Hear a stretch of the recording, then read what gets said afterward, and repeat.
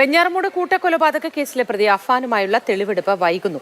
അഫാന്റെ ആത്മഹത്യാശ്രമം നാടകമാണെന്ന് ഉള്ള വിലയിരുത്തലാണ് പോലീസ്. ഇന്ന് വൈകിട്ടോടെ തെളിവെടുപ്പ് പൂർത്തിയാക്കി അഫാനെ തിരികെ കൈമാറും. ജിബിൻ ജെ ബി വിവരങ്ങളുമായി ചേരുന്നു. ജിബിൻ, തെളിവെടുപ്പ് എപ്പോഴത്തേക്കായിരിക്കും ഉണ്ടാവുക?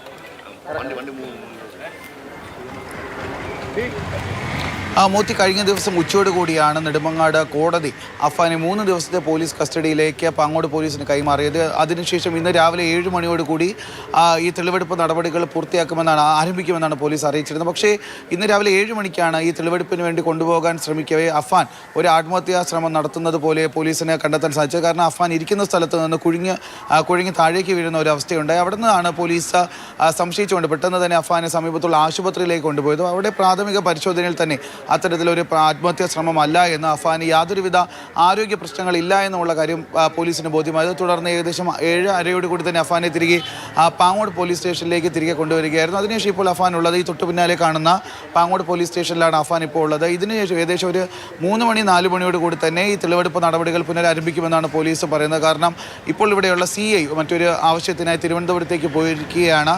CI മടങ്ങി പാങ്ങോട് പോലീസ് സ്റ്റേഷനിലേക്ക് എത്തുന്ന സമയത്ത് തന്നെ അഫാനെ കൂട്ടിക്കൊണ്ട് സമീപത്തുള്ള അഫാന്റെ ഉമ്മയുടെ വീട്ടിലേക്ക് കൊണ്ടുപോകും. അവിടെയാണ് ആദ്യഘട്ടത്തിൽ ഈ തെളിവെടുപ്പ് നടപടികൾ ആരംഭിക്കുന്നത്. കാരണം ആദ്യ കൊലപാതകം നടക്കുന്നത് 5 പേരുടെ കൊലപാതകത്തിൽ ഈ ആദ്യ കൊലപാതകം നടക്കുന്നത് പാങ്ങോടാണ്. പാങ്ങോട് അഫാന്റെ ഉമ്മയാണ്, 95 വയസ്സുകാരിയാണ് അഫാൻ ആദ്യമായി കൊലപ്പെടുത്തുന്നത്. അതുകൊണ്ട് തന്നെ ആദ്യം ആ വീട്ടിലേക്കായിരിക്കും അഫാനെ കൊണ്ടുപോവുക.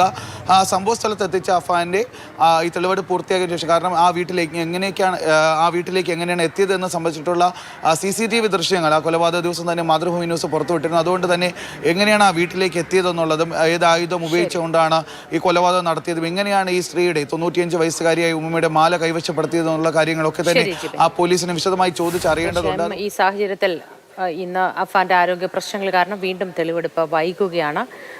വിശദാംശങ്ങളാണ് ജിബിൻ JB നൽകിയത്.